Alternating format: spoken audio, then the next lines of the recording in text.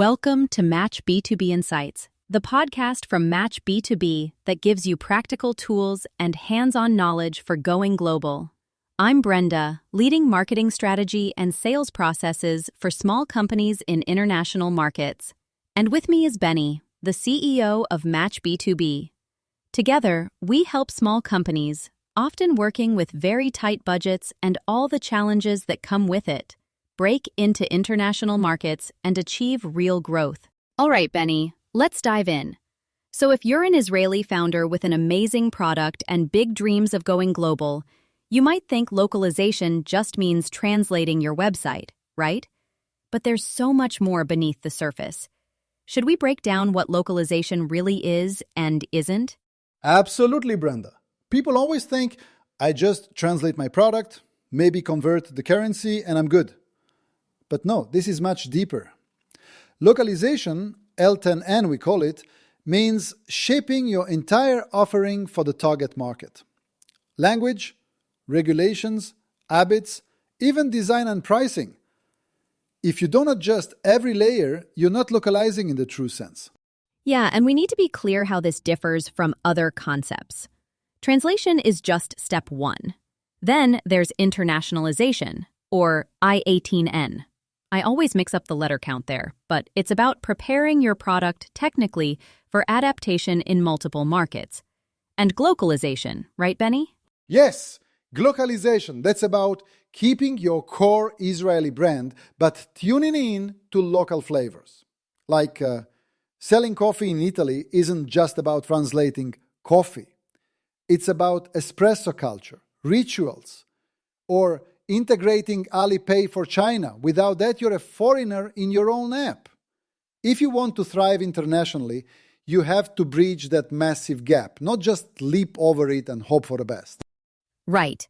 And let's talk urgency for Israeli companies. We saw a 20.6% growth projected for local startups by 2025. But every year, the global competition is stiffer.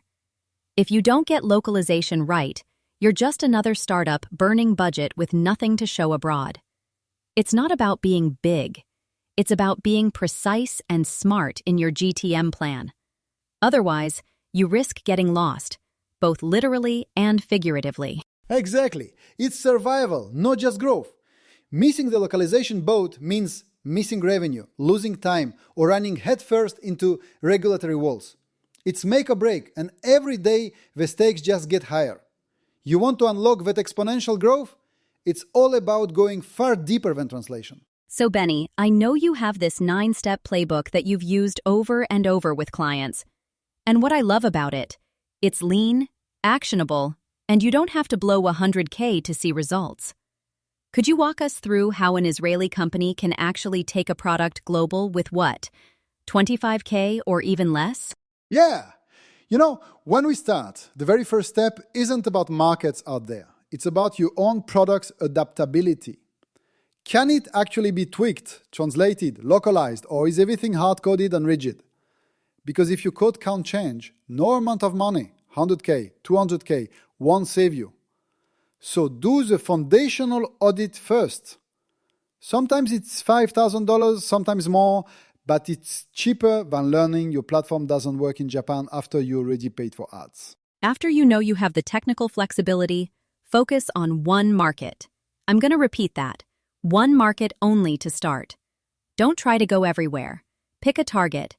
Maybe the US if you want cultural proximity, or Japan for a focused niche. Then, and only then, set one quantifiable goal. I love the first 10 paying customers in 90 days metric.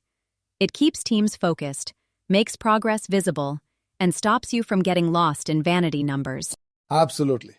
Then you map out the customer journey for that market. Where do they hear about you? Which touchpoints build the trust or sow confusion? A quick story. One of our SaaS clients wanted to expand to the US. Based on direct customer interviews, literally just 20 calls, we realized that their pricing was way out of bounds for American buyers. Adjusted before launch saved them over $100,000 in potential losses. This is why you talk to customers, not just Google US B2B pricing. Trust me, qualitative data is gold at this stage. And don't forget, you can do robust market research with just Google Trends, LinkedIn, and some free tools. You don't need McKinsey. Interview 15 to 25 real people. Build deep dive personas with tools like Canva or Miro. Understand not just age and gender, but cultural motivators. In China, trust is everything. In Germany, data privacy. In the US, speed and results. Then, budget realistically. Product adaptation, partnerships, digital marketing, all with clear spend brackets. Pilots, analytics, regulatory management. You can do all of this under $25,000 if you're smart and systematic. Let's make this real, Benny. Our audience needs to hear how others actually cracked it, or blew up. What are the standout Israeli wins, and what disasters should everyone avoid? Great! Case studies highlight the how and the why. Take Wix. Global expansion to 190 countries wasn't random. Local payments, like WeChat Pay, and a pinpointed 12% of their budget just for local marketing brought $1.7 billion in revenue. That's ROI any CFO would love. Fiverr's another stellar example. They didn't just go global. They tailored their categories, content, and SEO by country, which explains their 25% projected growth. I think your stat was something like 85% of their growth was due to partnerships and alliances, which is huge. Yes, and OrCam didn't just sell a device. They targeted elderly users in Japan by leveraging the culture's respect for seniors. They didn't just translate. Total cultural adaptation, even adapting marketing, and it worked. Same thing for agri-tech solutions in Africa.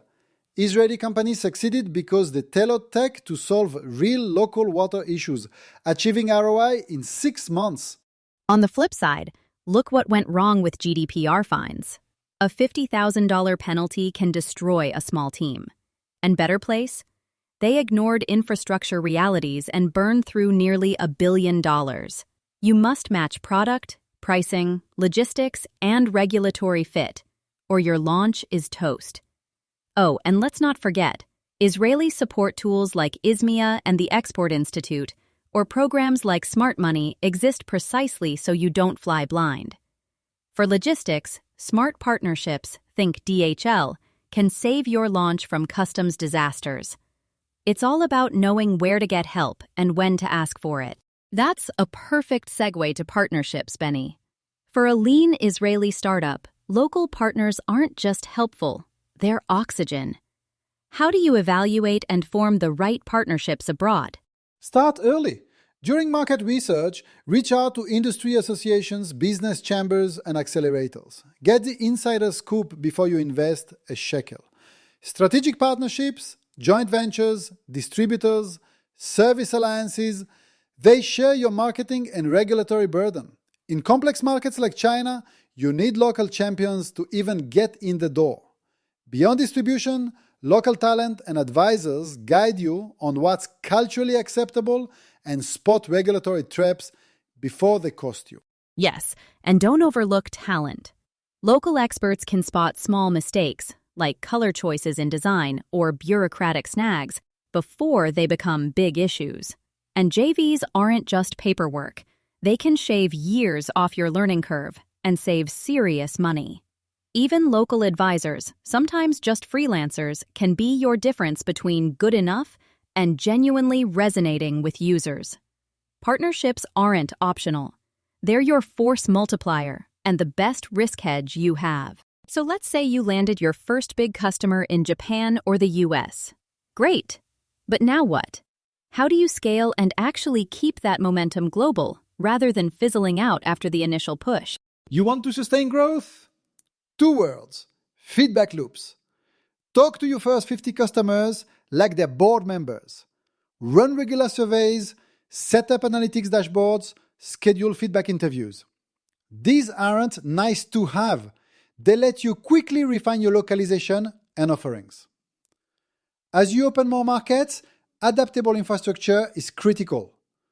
Customer service in multiple languages, flexible supply chains, payment systems with multi-currency support. This is how you go from one-off to scalable international business. Right. And don't neglect culture as an ongoing strategy. Host or sponsor local events. Get involved in community initiatives. Keep dialogue open with stakeholders. These deep touches improve your brand's relevance over time and build loyalty way beyond what advertising alone can do. Think of it as localization maintenance. It's how you stay native and not just a foreign brand with a Google Translate badge. Digital runs the world now, but too many companies think global equals copy-paste marketing everywhere. What's the digital secret sauce for going international? Especially for Israeli CEOs working with lean teams. You have to localize your online presence, period. Local social media, local influencers, local content. For example, use Google Keyword Planner or SEMrush to identify what people actually search for in German, French, or Japanese, not just translated Hebrew words. Tailor LinkedIn ads for B2B, but use local testimonials. Test messaging and visuals in real time. Use tools like Mixpanel or even ChatGPT to quickly adapt content on the fly. Don't ignore the power of digital partnerships with regional media, relevant micro-influencers, niche communities. You build real credibility much faster that way. Absolutely.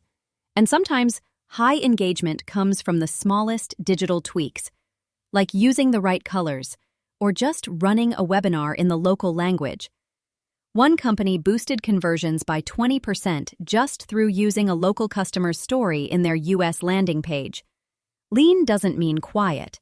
It means focused, creative, relentless on digital channels that really matter in your chosen market. Let's pivot to sales, because landing meetings and closing deals abroad is a whole other game. How should small Israeli companies localize their sales process, especially if the team is new to international selling? First, identify the decision makers. Don't assume it's the same as in Israel. In Japan, consensus is key. In the US, you might have to build momentum with multiple buyers before the real decision maker even appears. Then, adapt your pitch. What works in Tel Aviv may sound too pushy in Berlin. Train your sales team on negotiation customs, local business etiquette, and relationship building. Trust is built differently everywhere. And always use local success stories in your sales deck. A testimonial from a respected local client opens doors way faster than the slickest slide deck from home. That's so true. And you know, sometimes a good pitch deck just falls flat because of small cultural misses, like using sports metaphors no one gets, or missing the subtlety in formal business introductions. The details make or break trust. So invest time on these nuances and train your salespeople to listen and learn from local partners constantly. Let's land the plane here, Benny, because if you can't measure it, you can't improve it. How do these companies know they've localized well? And what do they do when results aren't there? You need sharp KPIs for every market you enter. Customer acquisition cost, customer lifetime value, churn rate. Track them religiously. Set quarterly or biannual review cycles. And don't be afraid to pivot fast. If conversion isn't there, double-check the messaging. If LTV is low, revisit after-sales service or support hours. I always say, be agile, experiment actively, and learn from the data, not just from gut instincts. Exactly. And don't be afraid to say, this tactic flopped. The most successful international teams are constantly learning, iterating, and not married to their first idea.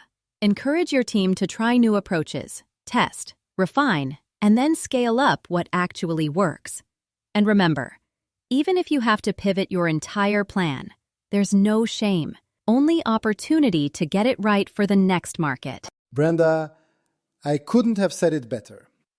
If you do all this, choose the right market, focus, research, adapt fast, build partnerships, and measure everything, you're setting yourself up for growth, not just survival, in 2025. Israeli innovation deserves nothing less than global success. Exactly. All right, Benny, I think we've given our listeners a pretty robust roadmap. If you're tuning in, remember, localization is your multiplier, not a checkbox. Use these strategies and go global with confidence, no matter the size of your team or your budget. Benny, thanks for your expertise and passion as always. Thank you, Brenda. It's always a pleasure. And to our amazing listeners, take what you've learned, start small, think big, and don't hesitate to reach out or tune in next time for more practical international growth tools. Litraot, Brenda. Bye, Benny. And thanks to everyone for joining us. Let's go make local Israeli innovation a force worldwide. See you next episode.